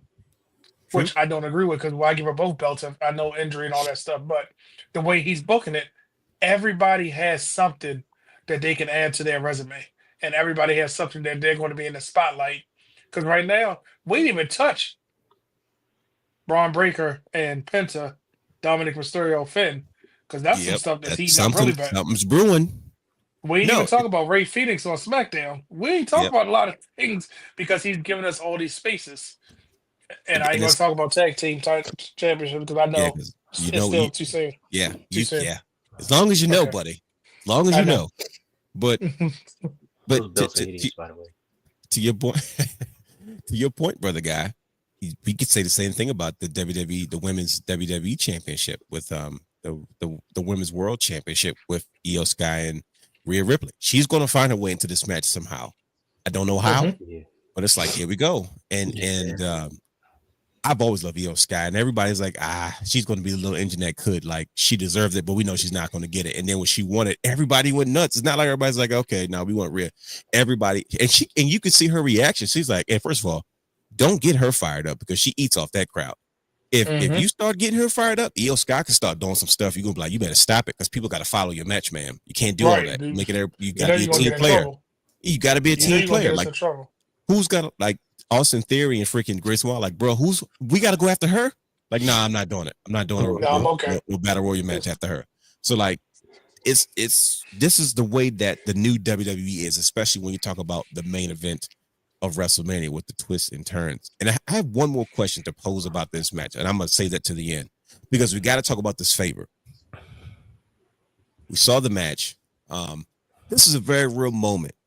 Like, I was shocked. I didn't know what I was looking at first, and I was like, "Are they really doing this right now?" CM Punk starts crying, and he's looking through the contract, and Paul Heyman says, "Look, I know what you're looking for, CM Punk. It's there. You are going to wrestle. This is the main event of the WrestleMania. I made sure of it. This is going to be it.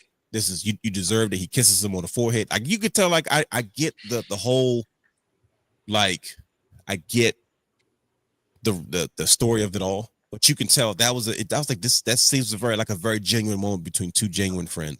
Like, he was genuinely happy to announce to him, "Listen, I'm announcing to you right now. This is officially the main event of WrestleMania. You earned it. This is what it is."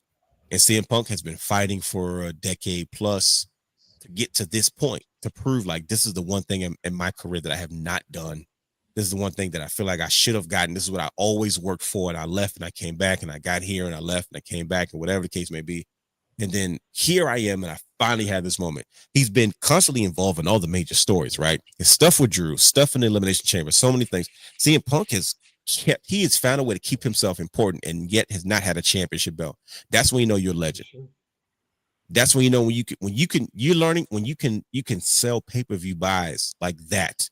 You can sell matches, you can make stars, you can make people relevant, and you don't have a belt around your waist. You know, because that's always the cop out. Put a strap on him. I'm like, bro, he is there. Like, whether you like him or not. I know Brother God does, because that's his favorite wrestler, but he's there. He loves it. So what is the favor? Is because Roman Reigns told him, consider the favor fulfilled. You got your main event. You don't thank Paul, you should be thanking me, because this is why you in the main event of WrestleMania, because of Roman Reigns. Bingo. He told him, of course, yeah. He tells him that you should be happy, and yeah, clearly. And guess what? I think Paul Heyman thought that was the case too. It's because when CM Punk, he got up and he said, "Listen, I appreciate this, and I am grateful, and I thank you, and I thank the fans and everybody. I should be thanking Roman Reigns, thank you, but this is not my favorite." He walks out, and CM Punk kind of looks kind of mischievous, as he always does, and Roman Reigns confused, and so does Paul Heyman. Like, what are you getting at? Let's talk about it, brothers. What is the favor? Should I go first? Who wants to go first? Who wants to take it? You go first. Okay, fine. Since you put it Go out there. ahead, be honest. I am convinced that CM Punk is going to ask Paul Heyman to be in his corner for this championship match. I think that's the favor. I think that's part of his full circle moment, that he says, "Paul, I started with you. I want to end this with you. I need you in my corner this Sunday. I did what you asked me to do. I had Roman's back. You wanted to take out the bloodline. You know, it was almost the lesser of two evils. This is what you asked me to do. I did it. I did it in protest. I did it against my better judgment, but I did it. We won. I didn't turn on Roman. We didn't get along. We almost came to blows, but I saved him. He saved me. This is what it is. But I want you to be in my corner for this match." It's not a championship match, but I don't know. CM Punk may want to have this moment like, "Look, I want to main event WrestleMania with you in my corner." That's just me. Now, if I know Triple H, if that's too easy, he might switch up on me. He's going to, who knows what the heck it could be. But that's just my whole 2 cents. I really think that he's going to ask Paul Heyman to be in his corner for this match. What's everybody else thinking? What do you guys think the favor is that CM Punk is going to ask of Paul Heyman personally? Put him in the night 2 main event, or the winner, and get the winner immediately. Wait. Time out. I got to hear this. Yeah. What are you getting at, Brian H? Oh, you know what I'm getting at. CM Punk wants that goal. Well, what makes you think Paul Heyman has that kind of juice to even throw him into the night 2 main event with John Cena, with Cody Rhodes? Not to mention, we still got The Rock. I don't know what that's going to be. I don't know what that's about. I don't know if The Rock is busy or The Rock is playing games with us. What the deal is. Remember, Paul Heyman had 2 phones. Okay. One with The Rock, one with Roman Reigns. So he got a direct line to the Rock. Was it confirmed that it was The Rock? Or we speculating? No, that's what the phone says. So we're gonna accept that's what the phone says. Just like when he But the talked to phone- Ava. The phone literally was like it was. It was two phones. One had the Rock's logo. The other had the. Okay. All right. Remember, he So said, call that is Roman confirmed. Reigns. Call the Rock. Gotcha. Okay. So I feel like he's going to have to manipulate that favor, and it's going to come down to CM Punk facing John Cena at the end of WrestleMania Night 1, and boom, Night 2, and CM Punk walks away WWE champion. And you think he has that much juice to pull that off? Because see, it's like he's not an authority figure. Like He's not. He was able to manipulate this match because he's Roman Reigns' advocate, right? So Roman Reigns has the juice that gets you to the top. So now that you're at the top, you can negotiate. But if you're not in the top of the other situation, how do you negotiate? That's like, how do you pull that off? Make a deal with the final boss. Oof. Ugh. It's above. I don't trust Paul Heyman. Pierce. Yeah, Paul Heyman makes deals with the devil all the time. So bingo. Okay, Brother Hugh, what are you thinking? Because I was cool until y'all started talking. That's why I told you to go first. What are you thinking, Brother Hugh? What's the favor that CM Punk's going to ask for Paul Heyman? What is he asking for? Because Roman Reigns said, "All right, promise fulfilled. Go, it's done. Leave it alone." And he said, "Oh no, that's not the favor." Well, initially I had two thoughts, and those was exactly what you. The first one was what you said, Dwayne, and then of course the second one was what Brian said. But I didn't have the whole concept of The Rock being a part of it. Sure. But I went back and I was looking at the ending segment, and I'm looking at when he said that wasn't the favor. Paul Heyman kind of had a funny reaction to it. It wasn't like as if, to me, it wasn't like as if like, oh, I didn't know about that. It kind of seemed like he was like, oh, dang, like he was hiding it from Roman. And CM Punk wasn't supposed to say nothing. Yeah. Okay. It was kind of like, oh, why did you say that right now? And then Roman immediately turned. I'm looking at it right now. Roman immediately turned to Paul Heyman and looked right there in his face, and Paul was looking down like this. So I don't know what the favor is, but I sense deception in the air. Okay, so you think something foul is going on? Somebody's not telling somebody the truth. Yeah, Paul Heyman wasn't. He's not telling Roman Reigns everything. For sure. What do you think he's not telling, Brother Hugh? It has something to do with either him walking down the aisle with him, or I think it has something more to do with the WWE Championship. To be honest. Because that's the one thing that Roman wants. He wants to finish this match and get back on top, right? You got to think about that whole segment. CM Punk called him Tribal Chief, head of the table, the big dog. Triple H and everybody nowadays, they throw stuff in these promos to make you think, right? And you could tell how arrogant Roman Reigns was throughout that whole segment. Oh, yeah. You welcome. I'm doing you a favor. I'm the head of the table. Boom, boom, boom. Right? Right. Then to come to find out, what if they pull that, they pulled a swerve on us, and Paul Heyman really knew about the favor. He still knows about the favor, but he never let Roman Reigns know about it. So you're telling me, Brother, this is breaking. I'm sorry, I didn't mean to cut you off. This is breaking news. I got to slow this down. So you're saying, Brother Hugh, that you think Paul Heyman already knows what the favor is. He's just not trying to make it clear. Okay. This is a twist.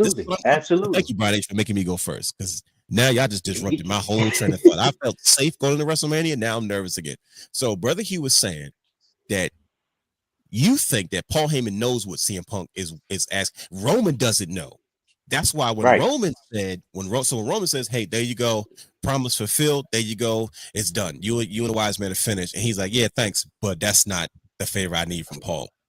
And Paul was looking at him like, come on, bro, please, you put me in a bad spot. Like, why are you saying that? Right, yeah.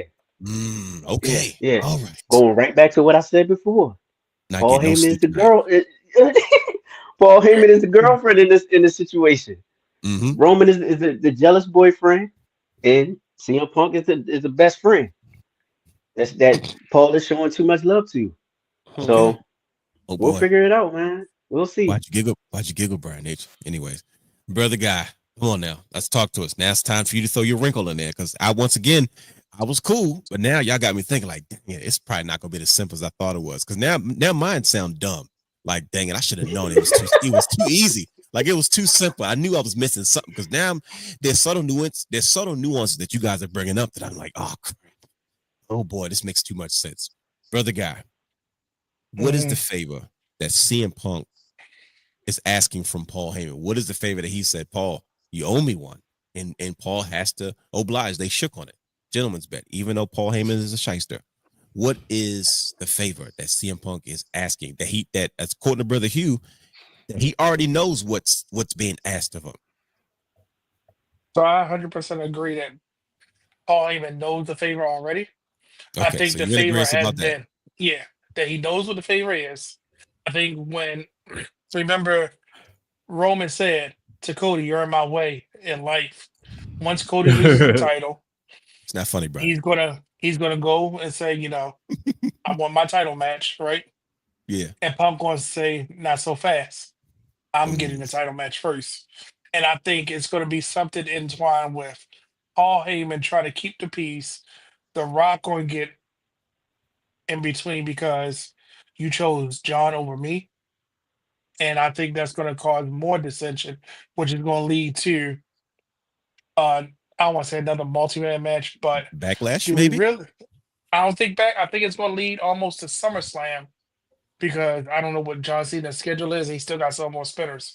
But I think that as soon as Roman calls his shot, that's when Punk will say, "No, not right now."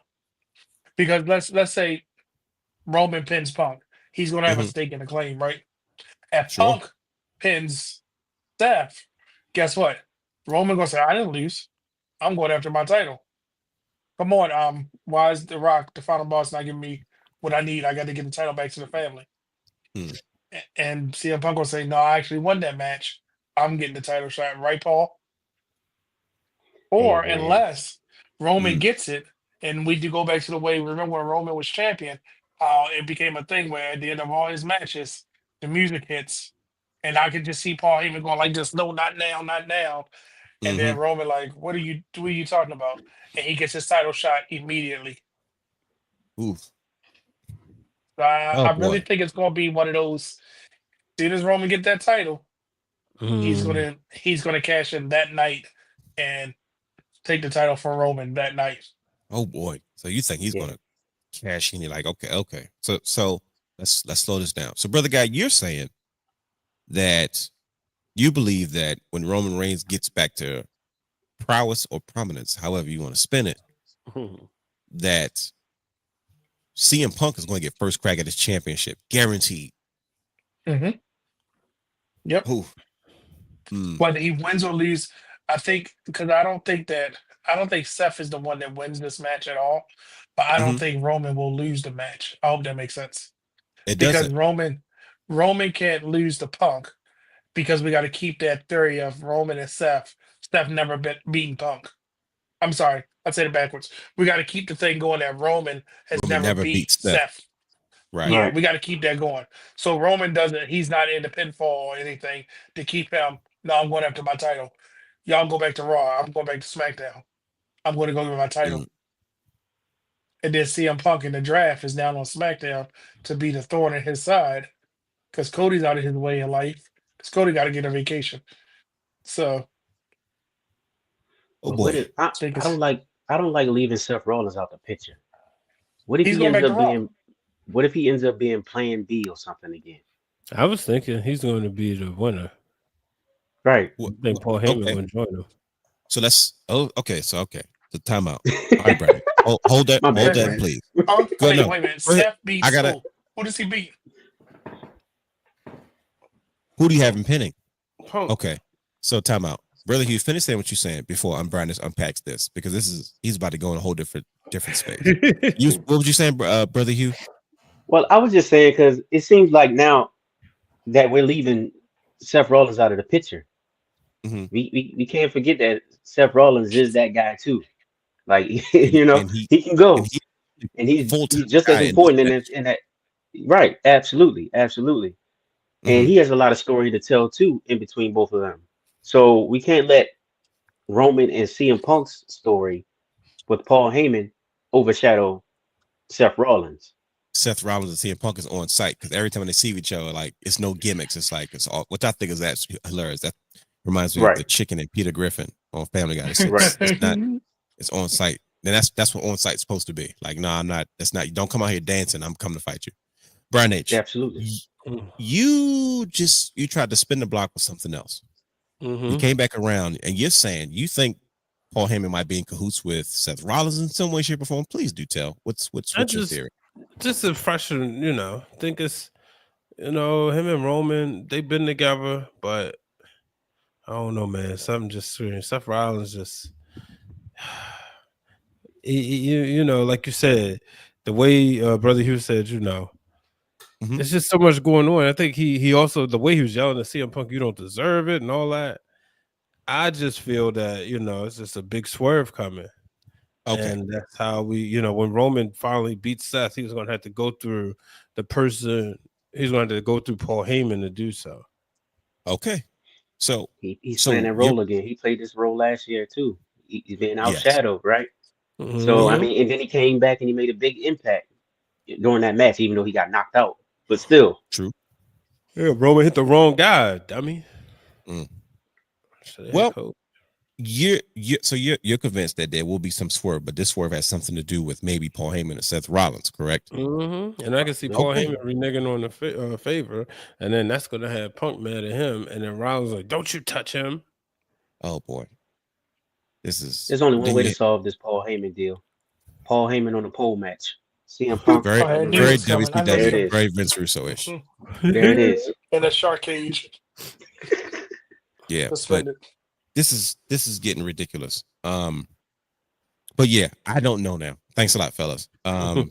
You're welcome. And watch, it'd be something totally different. It would be AJ Lee comes back, wins the women's championship and the tag team champion, and Intercontinental will be a triple crown champion in 6 weeks, and CM Punk is kicking a ring and Money in the Bank. It'll be something crazy that Triple H is going to do. We're like, we didn't see that coming. It's going to be something wild. As always. So forget it. So there you have it. It's going to be wild. We have so many different theories, so many different ideas, and I'm curious to see. We're all going to be wrong. Probably. I'm curious to see how this is going to play out. This is the fun of being wrestling fans. This is the fun part of WrestleMania. But man, this is I will say you guys have extra sold me on WrestleMania because I'm like, you know what? I'm kind of excited because some of these theories are really, really, really fun. So I'm looking forward to it, and I'm sure everybody else is, and we'll be paying close attention as we get into our go home show to see if they drop any more nuggets or any things like that to confirm maybe some of our suspicions of where this may or may not go. But until then, please follow us on all our social media platforms at Wrestling Realm. Subscribe to Patreon, Twitch, and YouTube at The Wrestling Realm. Follow Championship Culture on Instagram at Championship Culture _, as well as catch their show every Tuesday, 8 p.m. on youtube.com/The Wrestling Realm. Stay close to our YouTube channel for Brian H uploading. Break it down, Brian H, keeping it 100, as well as his other posts that he does on Patreon and so much other content that he uploads. So, like I said, happy WrestleMania season, brothers. We are here. And happy birthday, realness. Oh, yeah. Thank you. I appreciate all of the birthday love from you good brothers. You guys did an excellent job holding down last week while I was out, while I was sick. Thank you, Miss Stephanie Hardy. Such a sweetheart. I appreciate you, ma'am. Shout out to Brother Raj. Thank you, sir. Appreciate it. Uncle Raj. Shout out to him from the Flex Zone. Brian H is you guys got a lot of history together. You guys a lot of history there producing their show from Fox Sports Days. But the master of handing out L's. You know what I'm saying? That's neither here nor there. Ring the bell. We will catch you later. Come back next week, ladies and gentlemen. We are out of here. Peace.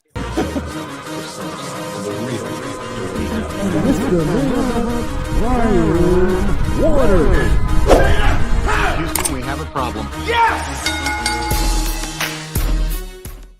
For all exclusive shows and bonus material, subscribe to our Patreon channel at patreon.com/thewrestling_realm.